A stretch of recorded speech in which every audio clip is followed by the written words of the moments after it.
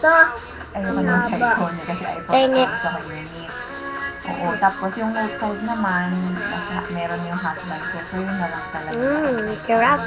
Actually, ilang month na ako nakabinibin sa Globe kasi end na Ubus talaga ang agad. contract ko. September ata.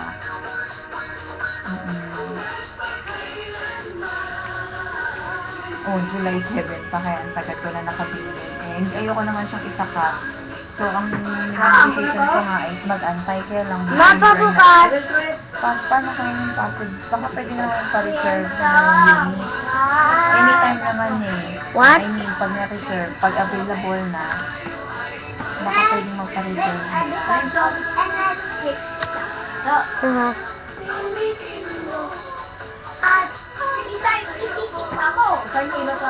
Oo. Kasi actually, pang-apat ka na magsasabi ng callback na lang for availability, and then umabot na ng December, wala naman nagko-callback. And then, punta ko lang, nakailang punta na ako din sa SM. Yun. Nagkaka-available sila, kaya konti lang talaga yung stock. Kaya sabi ko, bakit hindi ako nag-inform ng Globe? Kung sabi naman dun sa hotline ay i-inform if may availability. Ate!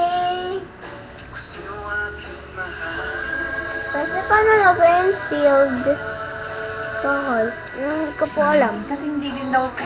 Oo. Kasi for reservation, nagsabi ako na mag-reserve ako na lang sa kanila. Kasi hindi nga ako tinatawagan ng Globe. And sabi nila, hindi sila nagkapandak ng reservation. Kasi through hotline ang reservation. Ayaw mo? So, nagkakaroon ng conflict kung saan pa talaga ang reservation.